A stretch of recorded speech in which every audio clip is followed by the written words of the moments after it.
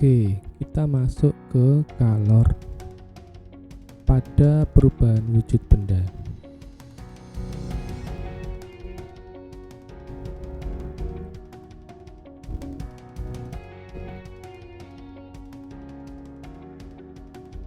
Wujud benda, ya. Ada berapa wujud benda yang kita tahu, yang sudah kita pelajari? Ada 3,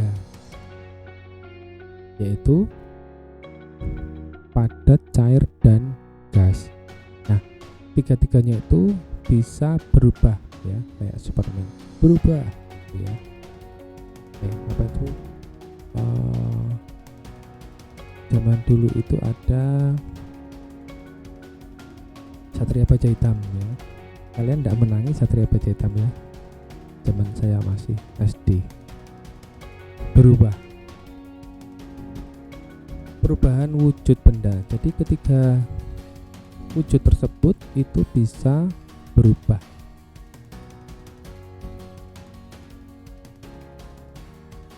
Dan tentu dapat diamati dalam kehidupan sehari-hari.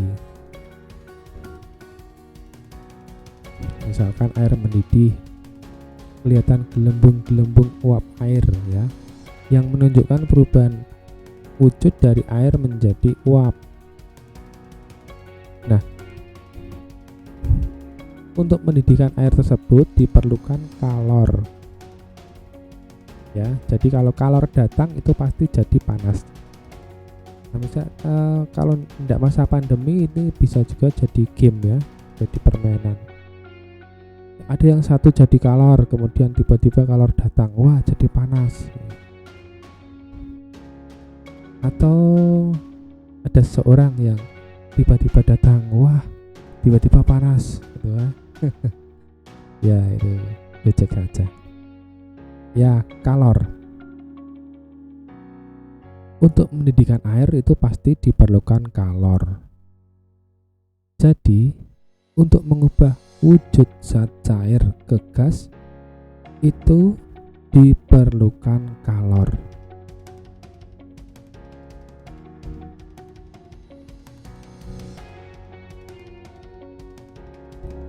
Nah, berapa, ya?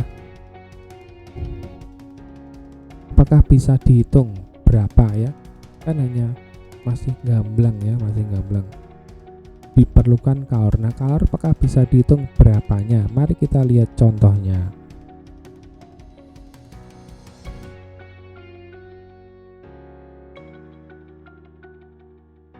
Berapa kalor yang dibutuhkan untuk menaikkan suhu 500 gram air dari suhu mula-mula 20 derajat Celcius menjadi 100 derajat Celcius? Nah, ini langsung penerapan, ya, dapat dihitung. Misalkan di rumah kalian memiliki panci dan diisi air 500 gram air, ya. Mula-mula suhunya 20, ingin naikkan menjadi 100 derajat Celcius. Nah, kalor itu yang dibutuhkan berapa? Kan membutuhkan kalor, berarti kalornya berapa yang dibutuhkan? Bagaimana cara menyelesaikannya? Yang pertama tentu harus cari apa yang diketahui dari soal tersebut, ya. Jadi soalnya dibaca kemudian diketahui. Kalau soal seperti ini yang jelas ada besarannya apa saja yang diketahui. Yang pertama ada massa, simbolnya M, ya. Ya, satuannya gram, kilogram itu pasti massa, meskipun dalam soal itu tidak kelihatan, tidak dituliskan massa, ya. Kan soalnya berapa kalor yang dibutuhkan untuk menaikkan suhu 500 gram air. Ya, secara tidak langsung itu adalah massa air 500 gram. diubah menjadi kilogram berarti dibagi 1000. Kalau dibagi 1000 menjadi 0,5 kilogram.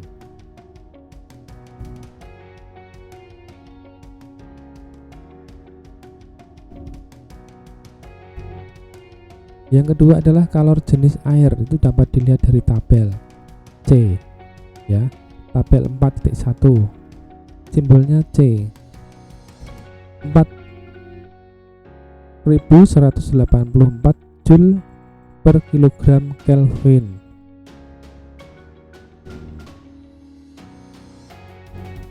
Kemudian kenaikan suhunya ya. Di situ kenaikan suhunya dari 20 derajat Celcius menjadi 100 derajat Celcius.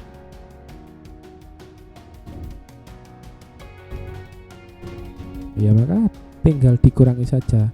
100 kurangi 20 sama dengan 80 derajat Celcius. Ya.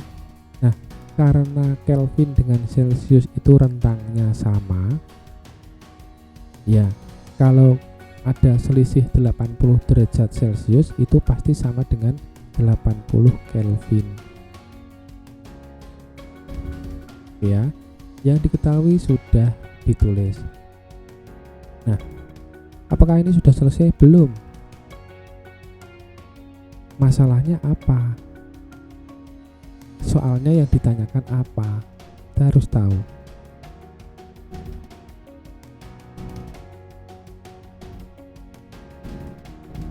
Masalahnya adalah kalor yang diperlukan untuk menaikkan suhu air tadi ya. Terus caranya bagaimana? Caranya kita masukkan ke dalam persamaan. Q sama dengan MC kali M kali delta T ya, camat. Q sama dengan C kali M kali delta T. Q camat. Tinggal dimasukkan saja. C sama dengan 4184 kali masanya 0,5 kali 80 ya, semuanya satuannya Joule. Maka hasilnya 167.360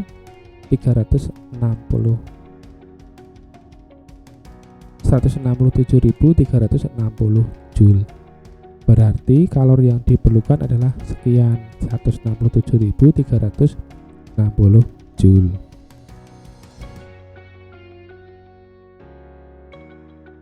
Oke, paham ya?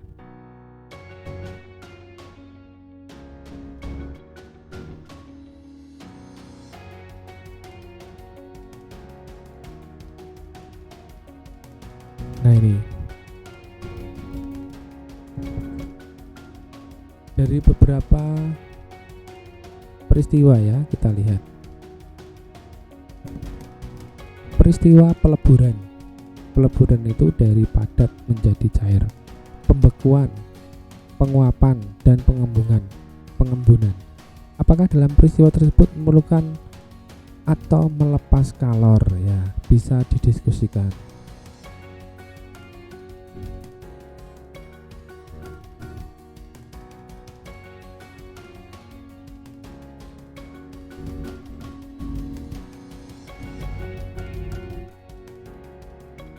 Ya, ini contoh perubahan wujud tadi dari padat cair gas. Ya, saya kira waktu SD sudah pernah.